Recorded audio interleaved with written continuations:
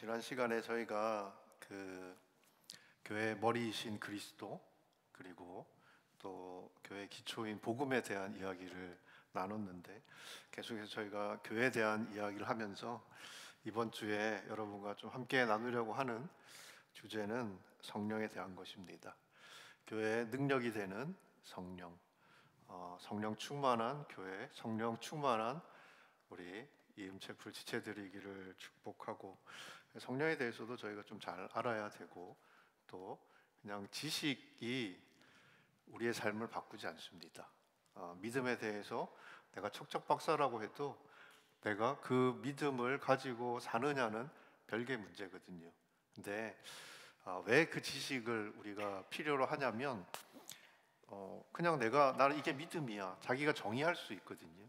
근데 성경이 뭐라고 이야기하느냐, 성경이 성령에 대해서 어떻게 이야기하느냐, 그게 우리의 지식이어야 합니다. 그래서 내가 잘못 알고 있다면 바로 알아야 되는 것이고, 온전한 지식에서 여러분들이 그걸 여러분의 소유로, 여러분의 것으로 가지고 살아가는 것이 저는 그리스도인이라고 믿어요. 그래서 앞으로 우리 이음체풀에서도 큐티에 대한 이야기도, 그리고 1대1에 대한 이야기도 목사님 권면하시고 실제로 여러분들 양육받게 되실 텐데, 이 말씀의 기초 위에 여러분들이 든든하게 서가기를 축복하고, 또 그 말씀이 여러분 안에서 큰 능력으로 역사하게 하시는 성령 충만한 우리 지체들이 될 수 있기를 축복합니다. 오늘 그 찬양 하시기 전에 우리 전사님께서 사도행전 1장 8절 말씀을, 8절부터 11절 말씀을 여러분 같이 나눠 주셨는데, 오늘 본문은 사도행전 2장 1절부터 4절, 실제로 사도들에게 또 예수의 제자들에게 성령이 임했던 그 오순절 성령 강림 사건에 대한 이야기지만, 이건 사건이고요, 약속이 먼저 있어요. 우리는 그 약속을 믿음으로 따라가는 사람들이기 때문에 어떤 약속을 우리에게 주셨는지 좀 살펴보고, 또 이 약속이 왜 필요했는지, 그리고 주님 약속하신 것이 실제로 우리 인생의 사건으로 일어난 이 성령 임재 사건을 저희들 함께 나누면서 우리가 알아야 될 성령, 또 우리의 삶을 그리스도인답게 살게 하시는 그 성령이 충만한 그런 하나님의 사람들이 될 수 있기를 축복합니다. 자, 그래서 1장 8절 말씀만 저희 같이 한번 읽어 보겠습니다. 자, 말씀 준비됐나요? 자, 그러나 성령께서 너희에게 오시면 너희가 권능을 받고 예루살렘과 온 유대와 사마리아와 땅 끝까지 이르러 내 증인이 될 것이다. 주님이 십자가에 못 박혀 돌아가시고 또 사흘 만에 부활하신 뒤에 이 땅 위에 40일 동안 제자들과 함께 머무시면서 하나님 나라에 대한 이야기를 하십니다. 그리고 제자들에게 너희가 땅 끝까지 이르러서 예수의 증인이 될 것이다, 그렇게 약속하셨지. 이 주님의 약속이 제자들의 비전이 됩니다. 우리가 예수를, 이 복음을 증거하는 증인으로 부르심을 받은 자들이구나. 자기들의 삶의 목표가 무엇인지, 왜 자신들을 부르셨는지를 이 말씀을 통해서 제자들이 깨닫게 되고, 그게 비전이 되지요. 비전이라는 이야기 많이 들으셨죠? 비전이 있어야 된다, 중요합니다. 여러분, 비전이 없으면 사람들이 길을 잃어요. 열심히는 살아도 무엇을 향해서 내가 헌신하고 수고하는지 목표가 없는 거잖아요. 그러니까 당연히 길을 잃어버리게 됩니다. 이 사도행전 1장 8절 말씀은 제자들의 비전입니다. 제자들의 부르심이기도 하고, 그리고 사도행전은 이 비전에 사로잡힌 제자들이 어떻게 세상을 바꾸었는지에 대한 기록이라고 할 수 있어요. 그들이 주신 비전이지만, 여러분, 비전이 정말 중요한데 꿈만 꾼다고 생각해 보세요. 나는 꿈이 이런 거야, 나의 비전은 이거야, 나의 소망은 이거야. 여러분, 이거는 그냥 막연한 기대일 수 있어요. 난 이렇게 됐으면 좋겠어. 그냥 막연한 소원을 가지고 사는 것과 다르지 않습니다. 여러분들도 비전이 있을 것이고 소망이 있겠지요. 그러니까 지금 이곳에까지 오셔서 공부하시고 또 헌신하고 있을 겁니다. 성도, 그리스도인, 믿는 자들에게도 각자의 자리에서 이뤄가야 될 증인된 삶이라는 목표가 있는데, 여러분 이걸 어떻게 우리가 실제로 우리의 삶으로 살아갈 수 있는가? 이 8절 말씀이 주님이 제자들에게 남긴 마지막 말씀이에요. 유언 같은 말씀이지요. 주님이 제자들에게 성령이 오시면 성령을 기다리라고 말씀하세요. 성령이 기다리라. 왜 성령이냐? 제자들이요, 주님 사랑했어요. 베드로가 주님께 내가 주님을 사랑한다고, 내가 죽기까지 다른 사람 다 버리고 도망가도 나는 주님 배신하지 않을 거라고. 저는 그 베드로의 주님에 대한 고백이 진심이라고 생각해요. 자기의 마음속에 그래, 나는 주님 어떻게 되셔도 난 주님께 등을 돌리지 않을 거야. 그런 사랑도 있었고 또 열심도 있었고, 그리고 그 열심과 사랑으로 헌신도 했는데 십자가 주님이 순환당하시고 십자가를 지셨던 그 밤에 제자들은 어떻게 보면 다 실패했지요. 그 이유가 뭐냐 하면 내가 하려고 했어요. 내가 가진 것으로. 그리고 자기가 할 수 있다고 생각했던 거예요. 내가 이 마음으로 주님 끝까지 따라갈 수 있을 거라고 생각했습니다. 그게 실패의 원인이었던 거예요. 그건 너희들의 지혜로, 너희들의 능력으로 할 수 있는 게 아니야 라는 게 이 8절 말씀이 제자들에게 주시는 그러한 이야기입니다. 오직 성령이 임하시면, 너희가 그렇게 살고 싶어 했지만 너희의 힘으로 되는 게 아니야. 너희가 살아내려고 그렇게 그리스도인답게 살아가야지 의지와 결심을 가지고 그렇게 감당할 수 있는 것이 아니고, 여러분 그리스도인은 사라져야 합니다. 믿음대로 사라져야 합니다. 그리스도인으로 사는 게 우리가 우리의 의지를 꺾고 뭔가를 우리가 포기하고 그래서 따라가야 하는 그런 게 아니고요. 그냥 자연스럽게 그리스도이니까, 내가 예수 믿는 사람이니까 그렇게 믿음을 따라 사는 게 내게 어려운 헌신이 아니라 당연한 삶의 여정이어야 한다는 거예요. 근데 이 8절의 말씀은 명령이 아닙니다. 약속입니다. 큰 차이가 있죠. 주님은 우리에게 너희가 성령을 받고 증인으로 살아야 돼 이렇게 명령하신 게 아니고요. 너희가 기다리면 내가 성령을 보낼 것이고 성령이 오실 것이고, 그리고 성령이 너희를 증인으로 살게 만들 것이라고 주님이 제자들에게 약속했던 거예요. 그래서 제자들은 이 약속을 믿음으로 기다렸고, 그리고 주님 명하신 대로 예루살렘에서 성령이 오실 때까지 기도했습니다. 그리고 주님의 약속처럼 오순절날 성령이 임했던 거죠. 오늘 읽었던 이 본문이 그 약속이 그 제자들의 삶 속에 사건이 일어났던 증거입니다. 자, 사도행전은 성령이 임한 제자들이 어떻게 달라졌고 또 변화된 사도들이 어떻게 세상을 바꾸었는지를 기록한 책입니다. 교회는요, 성령의 역사가 일어나는 곳입니다. 성령의 역사가 없는 곳에서는 항상 사람이 드러나기 마련이에요. 성령이 아니라 사람이 끌어가는 교회는 사람의 한계를 넘어서는 하나님의 일에 대해서 꿈꿀 수 없습니다. 그리고 가능하지도 않아요. 근데요, 여러분, 우리는 성령 없이도 예배 드릴 수 있어요. 성령 없이도 사역할 수 있습니다. 성령 없이도 얼마든지 헌신할 수 있어요. 근데 사람들은 내가 예배 드리고 있으니까, 내가 헌신하고 있으니까, 내가 성령의 사람으로 살고 있구나 이렇게 착각하기도 해요. 근데 실제로 교회에 성령과 아무 상관없이 예배도 드리고 헌신하고 사역하고 그렇게 하더라는 거지요. 여러분, 성령의 역사와 무관한 교회는 결국은 뭐가 목적이 되냐면 빵이 목적이에요. 빵이 전부인 거예요. 우리에게 교회도 예배도 헌신도 내가 원하는 것을 이루어주는 하나의 어떻게 보면 통로로 그렇게 우리가 이용하게 되는 거죠. 여러분, 내 인생의 빵이 전부고 그리고 내 배를 위한 삶이 전부인데 무슨 하나님의 나라를 꿈꾸며 살겠어요? 무슨 그리스도께서 우리에게 약속하신 그 세상을 우리가 꿈꿀 수가 있겠어요? 그런 꿈도 꾸지 않는 사람이 어떻게 이 땅에서 천국을 살겠습니까?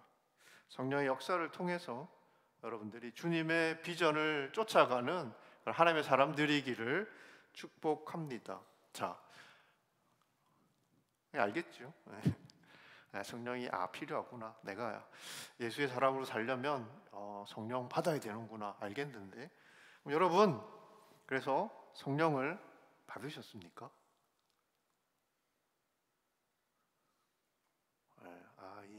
이 어색한 조용함은 이 어떡할까? 여러분, 성령을 받으셨나요? 자, 누가복음 11장 11절부터 13절 말씀 보겠습니다. 혹시 말씀이 준비되어 있네? 우리 같이 한번 읽어볼까요? 너희 가운데 어떤 아버지가 아들이 생선을 달라는데 뱀을 줄 사람이 있겠느냐? 또 자녀가 달걀을 달라는데 전갈을 줄 아버지가 있겠느냐? 너희가 악할지라도 너희 자녀에게 좋은 것을 줄 알거든 하물며 하늘에 계신 너희 아버지께서 구하는 사람에게 성령을 주시지 않겠느냐? 자, 그러면 우리가 하나님의 자녀라면 하나님에게, 아버지에게 성령을 구할 때 성령을 주시는 게 아니고요, 그냥 여러분들이 아버지께 아빠 나 뭐 필요한데 주세요 그러면 성령을 주신다는 거예요. 왜 우리가 성령을 받으셨습니까? 라고 질문할 때 헷갈리냐면 받았는지 안 받았는지, 내가 지금 성령 충만해서 지금 이러고 있는지, 그 우리가 왜 헷갈리냐면 우리는 구해본 적이 없는 거지. 하나님께 기도할 때 하나님의 약속이 그거예요. 성령을 주실 것이다. 우리는 뭐가 내게 정말 좋은 것인지, 뭐가 진짜 내게 필요한 것인지를 잘 몰라요. 그래서 그냥 내가 원하는 것을 받으면 기도의 응답이라고 생각합니다. 근데 내가 원해서 받은 게, 내가 원하는 것이 실제로는 나한테 해로운 것일 수도 있어요. 우리가 잘 모르거든요. 그래서 우리가 그냥 필요하고 이게 정말 내가 원하는 거야 이래서 막 기도해서 받으면 야, 내가 기도 응답 받았다, 정말 좋다, 뭐 이렇게 생각할 수 있는데 그게 정말 나에게 필요한 것인지 그건 좀 다른 이야기지. 성령을 통해서 하나님께서 주시는 것, 그게 진짜 좋은 거지. 우리가 기도할 때 하나님 내가 원하는 것을 주시지는 않을 수도 있어요. 근데 내게 가장 필요한 것을 주시는데 그게 성령이라는 거예요. 성령은 하나님께서, 특별히 주님께서, 주님의 몸된 교회가, 여러분 각자가 이 교회를 온전하게 세워가기 위해서 필요하기 때문에 이 성령을 통해서 은사를 주시거든요. 고린도전서에 보면 12장부터 14장까지 말씀을 보면 각종 은사에 대한 이야기가 나옵니다. 고린도 교회가 이 은사로 풍성한 교회, 성도들이 정말 방언도 하고 예언도 하고 신유의 은사도 있고 그런 은사가, 이 성령 은사가 넘치는 교회였어요. 근데 이분들이, 이 성도들이 잘못 이해한 거예요. 물론 은사는 내게 유익한 것입니다. 왜냐하면 나도 교회니까. 그런데 은사는 나 잘되라고 주신 게 아니에요. 교회에 유익한 사람으로 살 수 있게 성령께서 각 사람에게, 우리는 사실 하나님 안에서 내가 뭘 잘할 수 있는지를 모를 수 있어요. 근데 성령께서 은사를 주시면 내가 이 기도, 내가 헌신, 내가 믿음으로, 혹은 내가 여러 가지 어떤 성령이 주시는 말씀으로 교회를 건강하게 유익하게 세울 수 있는 사람이구나 확인하게 되지요. 여러분, 성령의 은사, 오늘 말씀도 보면 2장 1절에 보면 사람들이 방언했다 이런 이야기를 하잖아요. 저는 여러분들이 다 방언하길 원합니다. 그게 여러분들에게 유익한 거예요. 자, 그런데 바울은 방언하는 사람은 더 큰 은사를 원해라, 구해라, 예언하기를 기도해라, 그렇게 이야기를 합니다. 권면을 합니다. 자, 그러면 우리는 생각하죠. 아, 방언보다 예언이 더 큰 은사구나. 은사의 크기가 다르구나. 그러면 예언의 은사를 가진 사람은 좀 더 센 사람, 뭐 이렇게 생각하잖아요. 그게 아니고 은사의 목적은 교회를 유익하게 하는 데 있습니다. 그러니까 방언은 나에게 유익한데 예언이 왜 더 큰 은사라고 이야기하냐면 그게 교회의 유익을 위해서 더 잘 쓰일 수 있는 그런 은사이기 때문에 그래요. 자, 그런데 은사는 일하라고 주신 겁니다. 일하라고 주시는 거예요.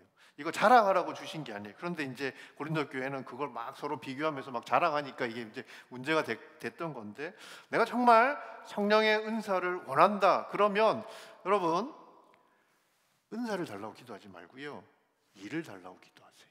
일을 달라고.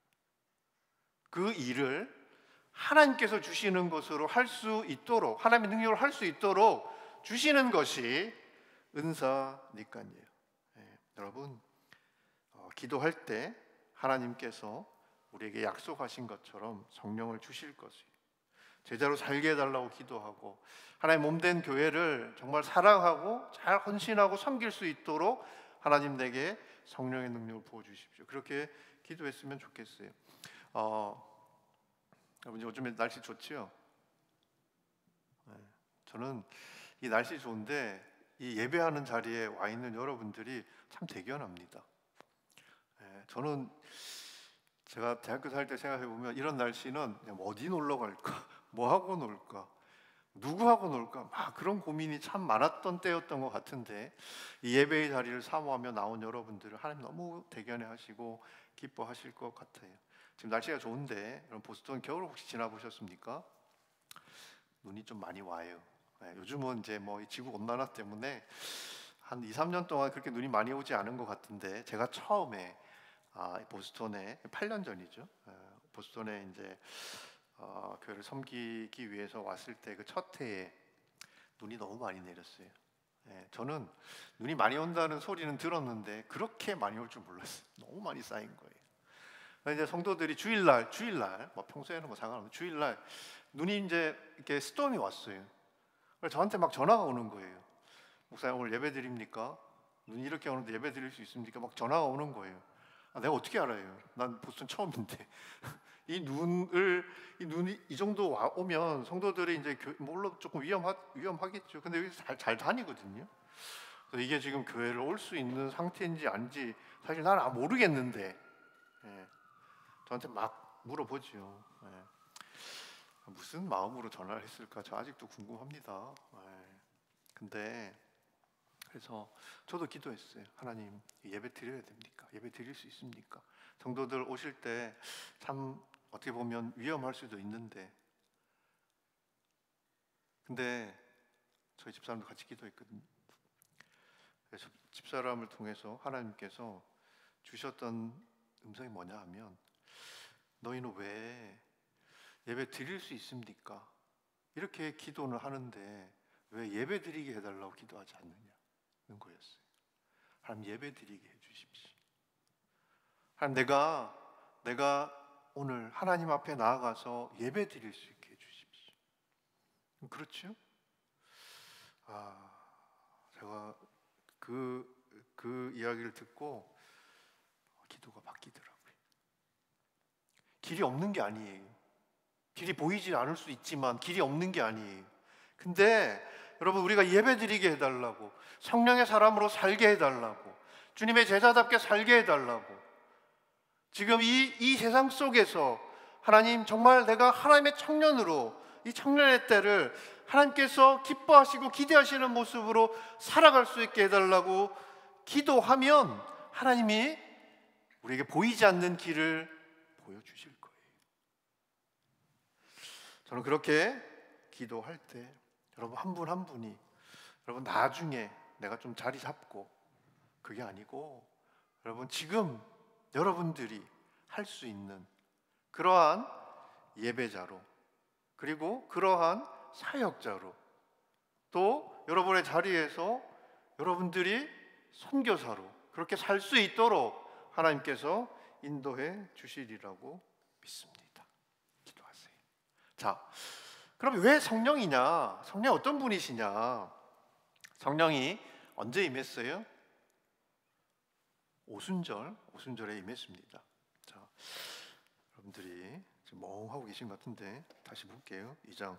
마침내 오순절이 이르렀을 때 그들이 모두 함께 한 곳에 모여 있었습니다. 그때 하늘로부터 갑자기 급하고 강한 바람 같은 소리가 있었고 그들이 앉아 있던 온 집을 가득 채웠습니다. 그리고 마치 불 같은 혀들이 갈라지는 것이 그들에게 나타나 그들 각 사람 위에 임했습니다. 그러자 모두 성령으로 충만함을 받고 성령께서 그들에게 말하게 하심을 따라 그들이 다른 방언으로 말하기 시작했습니다. 오순절날 성령이 오셨다고 그렇게 기록하고 있습니다. 이 오순절은 성령과 떼놓을 수 없는 절기예요. 왜냐하면 성령께서 오순절날 오셨기 때문이기도 하지만 오순절이 성령의 임재를 통해서 일어날 일을 가장 잘 예표하는 절기이기 때문에 그렇습니다. 한글 성경에는 맥추절이라고 기록되어 있어요. 그래서 보통 우리가 보리추수를 감사하는 그런 절기구나 이렇게 알고 있는데 오순절은 정확하게 보리추수가 끝나고 미래 추수를 시작하는 절기입니다. 자, 오순절에 특별히 빵 2덩어리를 여호와 앞에서 요제로 드립니다. 이 빵 2개를 하나는 옛것의 끝물, 보리 추수 끝났으니까 보리로 만들었겠죠. 그리고 다른 빵은 새로 추수한 것, 밀 추수가 시작되는 것이니까 밀로 만들었겠죠.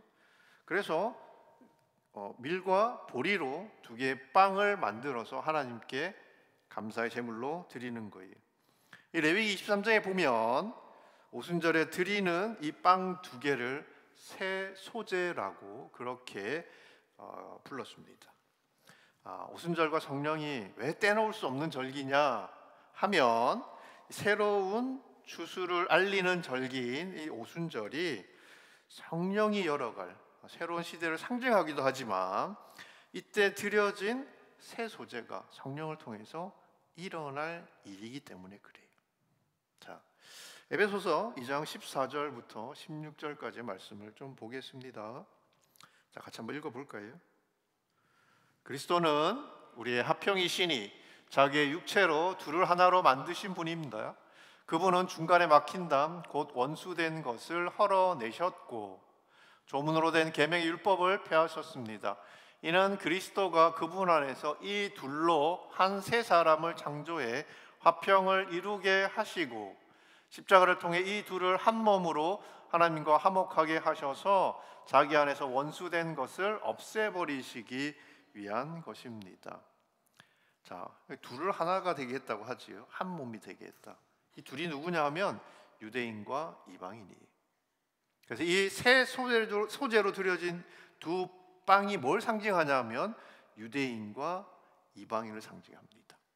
유대인과 이방인은요, 물과 기름처럼 상종하지 않아요. 절대 섞일 수 없는 사람들인데 예수 안에서 이 둘이 하나가 되었다는 겁니다. 고린도전서 12장 13절 말씀이에요. 우리는 유대 사람이든지 그리스 사람이든지 종이든지 자유인이든지 모두 한 성령으로 세례를 받아 한 몸이 됐고 모두 한 성령을 마시게 됐습니다. 그래서 오순절에 드려진 이 새 소제는 성령의 역사를 통해서 한 몸이 된 성도를 이야기합니다. 그러니까 이 성령 어떤 분이냐면 연합의 영이에요. 둘로 갈라져서 전혀 하나 될 수 없을 것 같은 것들을 하나 되게 만드실 수 있는 그런 분이 성령이라는 거예요. 교회에 대한 이야기 제가 첫 주에 나눌 때 교회 뭐 사람들 다 다르지만 결국은 그리스도 안에서 하나 되는 곳, 한 몸이 되는 곳, 한 영으로 연합하는 곳, 그게 교회다. 그런 말씀을 드렸어요. 3주 정도 됐으니까 이제 잊어버릴 때 됐지. 그래서 이제 다시 리마인드 시켜드리는 겁니다. 교회가 어떻게 하나 될 수 있느냐? 우리가 어떻게 하나 될 수 있느냐? 야, 너 좀 양보하고, 너 좀 배려하고, 너 좀 손해보고, 그래서 타협해서 하나가 되는 게 아니라 성령을 통해서 우리를 하나 되게 하신 분을 함께 바라보는 것으로 하나 되는 거예요.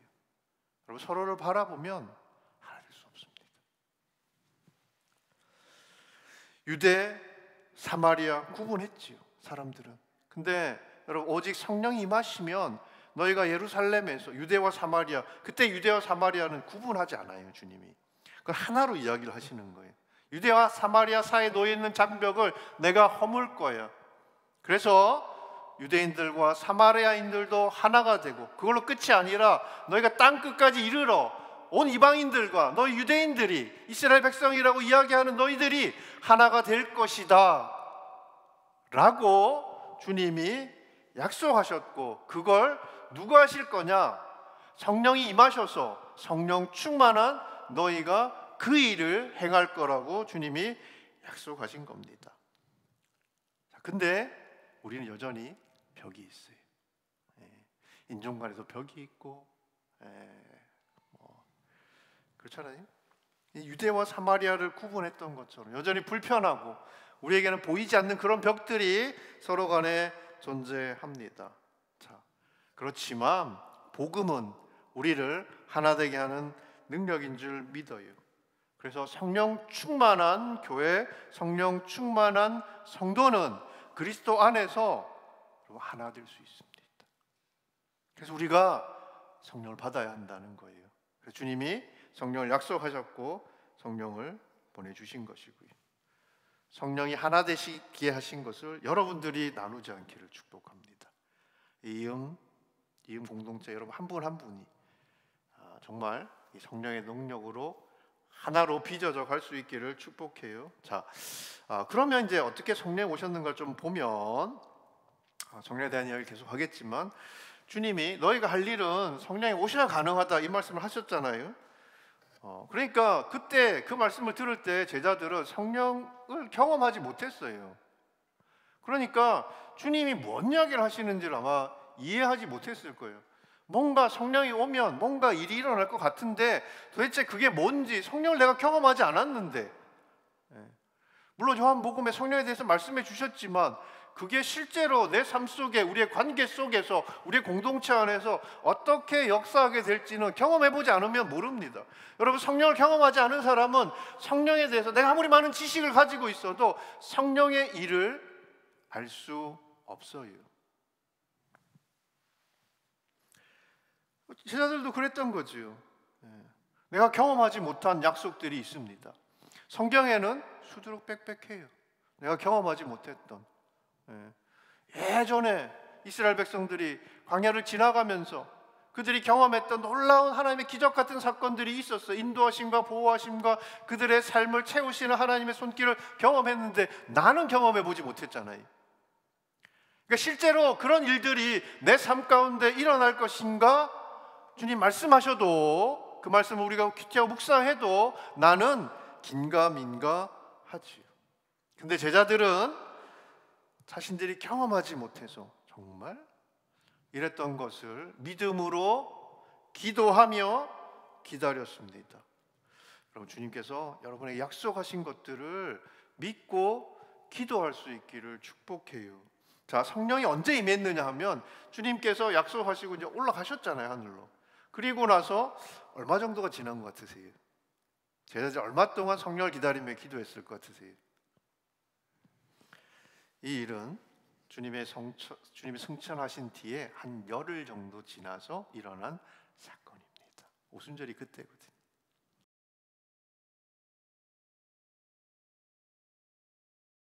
자, 그런데 여러분, 어떤 해석이 옳은지 우리는 몰라요. 주님 오셔야 알 수 있는 거거든요. 계시록은 원래 그런 책이에요. 어떤 사람이 이거야 라고 이야기하면 일단 의심하세요. 의심하세요. 네.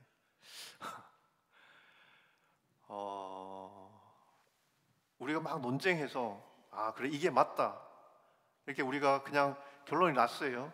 여러분 그게 진리라는 보장이 있을까요? 아무도 알 수 없어요. 근데 그런 논쟁을 왜 하냐면 여러분 그 논쟁이 진리인지 아닌지 우리는 분별하기 어렵지만 우리가 이게 맞다고 생각하면 어떻게 되겠어요? 우리의 생각과 태도가 정해지지. 그래서 중요한 거예요. 주님이 십자가에서 죽으시고 부활하셨습니다. 그래서 그걸 믿는 사람은 하나님의 자녀가 되는 권세를 주셨어요. 우리가 들은 복음이에요. 여러분, 주님이 우리를 위해서 죽으시고 우리를 위해 다시 사셨다는 것은 팩트입니다. 이건 내가 부정하든 인정하든 달라지지 않아요. 근데 내가 그걸 인정하느냐 인정하지 않느냐 이건 정할 수가 있지. 인정하는 사람은 주님이 약속하신 그 삶을 그리스도인으로 살게 될 것이고, 그걸 부정하는 사람은 여전히 땅에 속한 사람들로 살게 될 거예요. 때에 대한 거 여러분 알면 좋겠어요?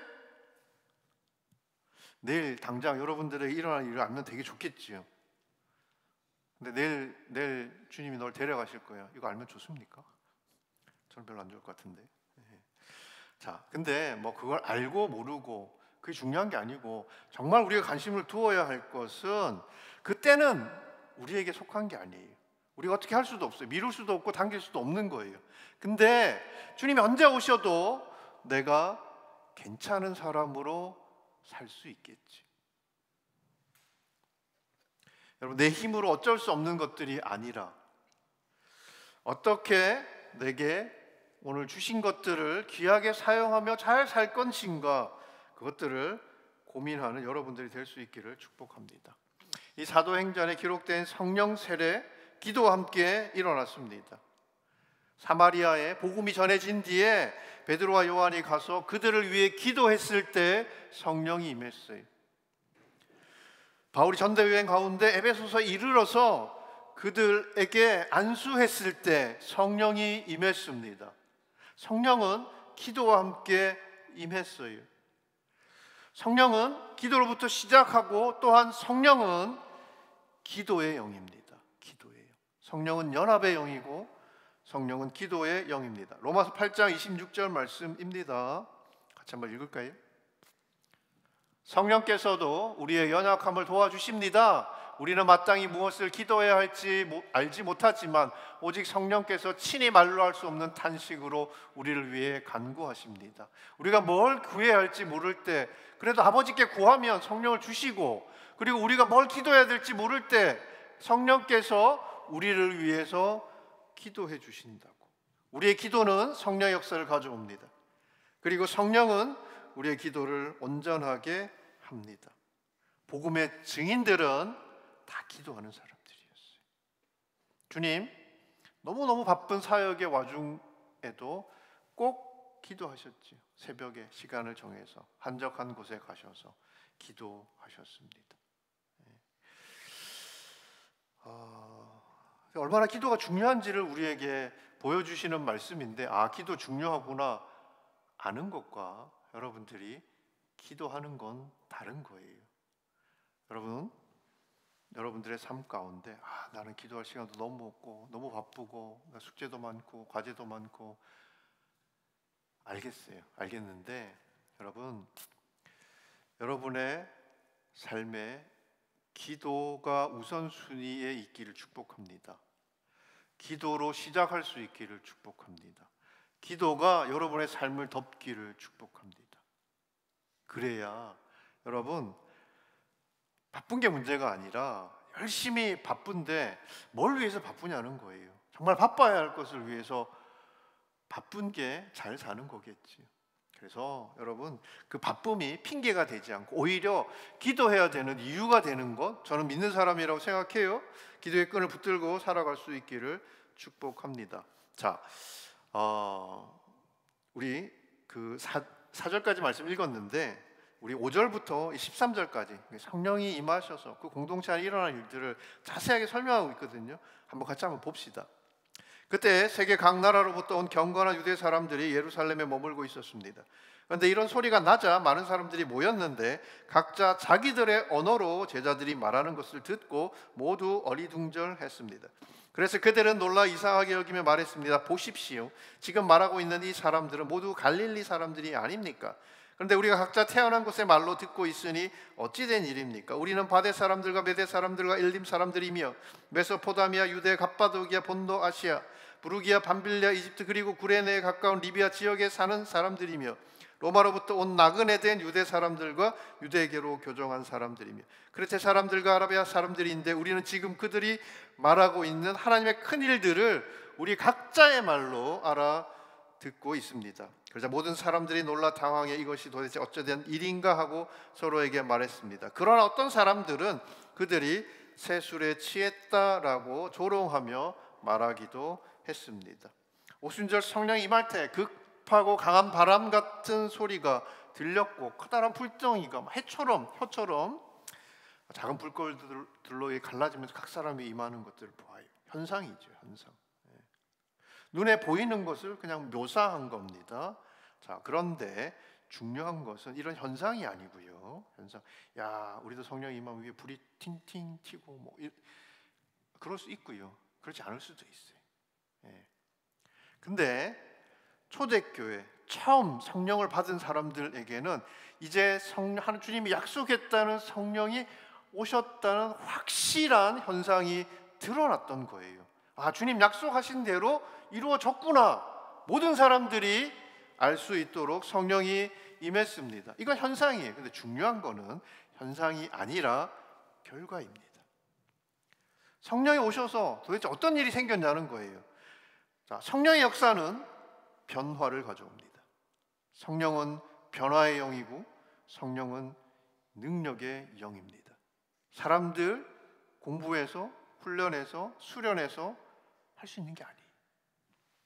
성령을 받은 사람들이 다른 방언을 말하기 시작하는데 이들이 말한 방언은 그냥 말이에요. 랭귀지예요. 우리가 영어 모를 때 영어는 우리에게 방언이잖아요. 불어 방언이잖아요. 이태리어 방언이잖아요. 그러니까 방언이었대. 그 말을 자기들은 배우지 않았어요. 배우지 않았는데 그 방언을 이야기하더라는 거예요. 그리고 그때 이제 오순절이니까 절기에 그 절기를 축하하러, 축복하러, 또 감사하러 그 예루살렘에 모였던 사람들이 이 사람들이 자기 나라 말로 자기가 이해할 수 있는 언어로 이야기하는 것을 들었어요. 물론 그 일은 하나님 나라에 관한 일입니다. 자, 성령이 뭘 했느냐 잘 보세요. 듣는 사람을 바꾸지 않고요, 말하는 사람을 바꿨어요. 듣는 사람이 다 이제 여러분들이 이제 한국 사람인데 외국 사람이 있어요. 미국 사람이. 이 사람이 이제 한국말 못해. 근데 여러분들이 막 한국말 하니까 이 사람이 그 말을 이해하게 된 게 아니라 성령 받은 사람이 이 사람이 이해할 수 있는 말을 하게 되더라는 거예요. 자, 그러면 성령이 누구를 바꾸는 걸까요? 세상이 아니라 세상 앞에 선 나를 바꾸는 것이 성령이라는 얘기예요. 성령을 받은 후에 베드로가 사람들 앞에 서서 복음을 전합니다. 여러분, 십자가 부활의 사건, 그때 베드로가 얼마나 쫄보였어요. 근데 산헤드린 공의 앞에 이 사람이 막 붙잡혀 갔을 때도 사도들이 두려움 없이 복음을 선포해요. 왜 달라졌냐고요. 여러분, 부활하고 성령이 임했다고 해서 세상이 바뀝니까? 여전히 사방은 이들을 핍박하는 유대인들로 가득해요. 유대 지도자들 가득해요. 이 사람들 하나도 바뀌지 않았어요. 근데 성령에 사로잡힌 사람들이 다른 사람이 되니까, 능력과 확신 가운데 거하게 되니까, 예전에는 그 두려워했던 사람들이 사람들 앞에서 능력과 확신 가운데 선포하며 복음을 전합니다. 여러분, 하나님의 역사는 사람을 바꾸는 역사예요. 사람을 바꾸는 역사예요. 세상을 바꾸지 않아요. 내가 예수 믿으면 여러분 막 세상이 그냥 나를 위해서 막 이렇게 꽃길을 이렇게 펼쳐 그런 거 없어요. 근데 내가 믿는 사람이니까 여러분 예전에는 가시밭길이라고 내가 피해가던 그 길이 이제는 내가 변하니까 그냥 못된 것을 주셔도 좋은 게 되는 거예요. 그래서 믿는 사람은 어디를 가든 그곳이 천국이고 어떤 길을 가든 그 길이 꽃길이라는 이야기가 그런 겁니다. 여러분 불과 같이 성령이 임하니까 이 사람들이 이 쫄보들이 불이 되어서 삽니다. 세상을 태우는 불이 되어 살아요. 여러분 우리 안 되는 이유 너무 많지요.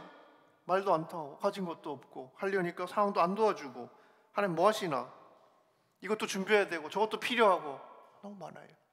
여러분 주님이 제자들을 파송하신 때가 있어요. 복음서에 보면 제자들 파송을 딱 했는데 아무것도 가져가지 말고 그냥 두 사람 딱 지어서 이렇게 보내셨습니다. 여러분 우리 선교할 때 이렇게 뭐 아울리치 가거나 이제 선교 여행 갈 때 준비할 게 너무 많지요. 이것도 준비하고 저것도 준비하고 다 필요해요.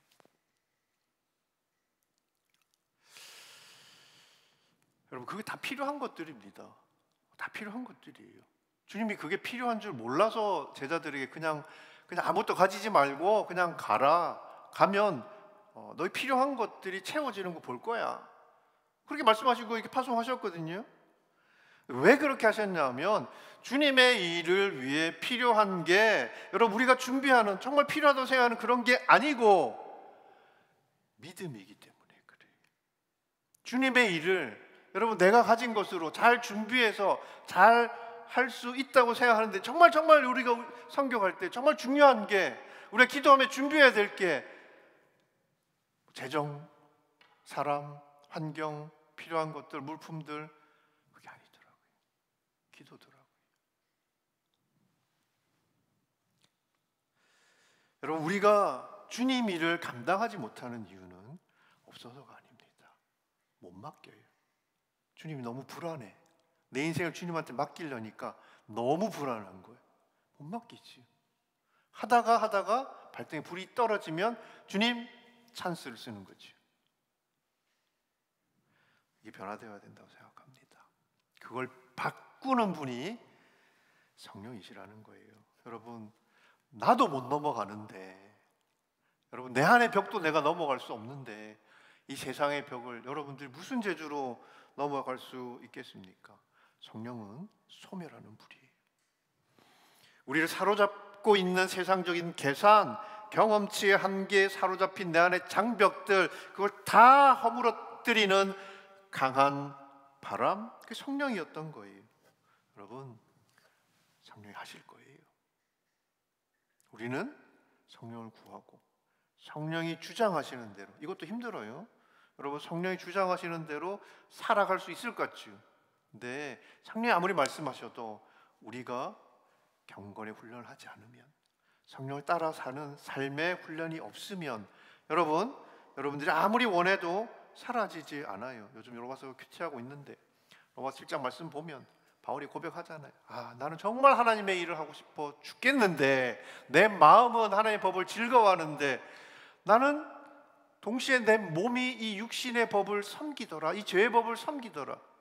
그러니까 내 마음은 성령께서 주장하고 있는데 내 몸이 아직 바뀌지 않아서 내가 아무리 하나님의 백성처럼 살고 싶어도 안 되더라. 오라 나는 곤고한 사람이로다. 그런 고백이 나오는 거예요. 우리가 다 예수 믿고 거룩하게 정말 우리가 생각했던 대로 그런 의롭게 선하게 다 잘 살 수 있을 것 같은데 안 사라지잖아. 여전히 나는 죄 가운데 있고 내 마음은 육신의 본능을 쫓아가고 구원받지 않은 게 아니고요. 변하지 않은 거예요. 여러분의 몸을 변화시키는 경건의 훈련 게을리하지 않기를 축복합니다. 그리고 이건 여러분의 힘으로 의지로 하는 훈련이 아니고요. 성령께서 하시는 일이에요. 여러분들이 성령과 함께 여러분의 삶을 변화시켜 가야 합니다. 오순절 성령 충만한 사도들을 사람들이 봅니다. 놀라기도 하고요. 반응이 달랐어요. 어떤 사람은 조롱합니다. 조롱. 자, 술에 취했다고 조롱을 해요. 술에 취했다. 쟤들이 어디서 술 먹고 취했나 보다 조롱해요. 베드로전서 4장 7절 말씀입니다. 같이 보겠습니다. 만물의 마지막이 가까이 왔습니다. 그러므로 여러분 정신을 차리고 깨어 기도하십시오. 여기 이 베드로 전서에 정신을 차리고 라고 되어 있는 단어가 원래 의미가 뭐냐면 술에서 깨다라는 의미예요. sober. 오순절 성령 강림 사건이 있을 때 제자들을 본 사람들이 술 취했다고 조롱했지요. 술 취했다고 조롱했던 그 사도들이 세상 사람들이 볼 때 우리 믿는 사람들은 술 취한 것 같아. 뭐 취한 것 같아. 너무 이상해. 왜 하루아침에 저렇게 변했을까 이해가 되지 않아. 그래서 막 이상하다고 조롱하고 손가락질 하는데 그렇게 조롱했던 사도들이 세상을 향해서 뭐라고 이야기하냐면 술에서 깨어나라는 거예요. 잠에서 깨어나라는 거예요. 누가 술 취한 자입니까? 누가 취해 있는 자입니까? 누가 정신을 차려야 합니까? 성령께서 임하실 때 여러분 사도들에게 어떤 변화가 일어났냐면 거짓에서 깨어나서 정신을 차리게 됐어요. 세상에 취해 있던 우리를 깨워서 우리가 봐야 할 세상을 보게 하셨던 거지요. 누가? 성령이. 그래서 깨어서 기도하고 기도로 깨어 있어야 한다는 겁니다. 자, 요한복음 14장 16절 17절 말씀 같이 한번 보겠습니다. 내가 아버지께 구할 것이니 아버지께서 너희에게 다른 보혜사를 보내셔서 너희와 영원히 함께 있도록 하실 것이다. 그분은 진리의 영이시다. 세상은 그분을 볼 수도 없고 알 수도 없기 때문에 그분을 받아들일 수가 없다. 너희는 그분을 안다. 그분이 너희와 함께 계시고 또 너희 안에 계실 것이기 때문이다. 여러분, 다른 보혜사, 주님도 보혜사예요. 보혜사는 헬퍼라는 이야기, 쉽게 이야기하면 카운슬러라는 이야기. 주님은 우리를 죄에서, 죽음에서 생명으로 옮아갈 수 있도록 우리를 도우시는 보혜사이고, 성령은 그 구원받은 백성을 하나님의 백성답게 살 수 있도록 돕는 헬퍼예요. 우리 혼자서 할 수 없다는 걸 주님 너무 잘 아시니까 그걸 돕는 분을 보내셨는데 그분이 성령이고 그 성령은 진리의 영입니다. 성령은 거짓에 취해서 세상 속에서 잠든 자들을 깨어나게 하는 분이에요. 진리 가운데로 인도하는 분이에요. 그리고 우리와 영원히 함께 계시며 우리를 진리의 사람으로 살게 하는 분입니다. 진리의 사람. 어떤 사람일까요? 뭐가 진짜인지 뭐가 가짜인지 분별할 수 있는 사람이에요. 여러분, 이 세상에는 너무나 많은 가짜가 진짜인 것처럼 우리 앞에 나타납니다. 여러분, 우리가 뭐 사기꾼들한테 속고 싶어서 속아요? 너무 진짜 같으니까 속는 거지. 이단 사이비들한테, 여러분, 멀쩡한 사람들이 야, 저 사람들이 왜 저 말도 안 되는 소리에 속아서 저렇게 맹신적으로 교주를 섬기고 있을까? 가짜라는 걸 알고 그러겠어요? 그분들은 정말 진짜라고 믿어요. 그리고 우리를 불쌍하게 여겨요. 가짜에 속고 있다고.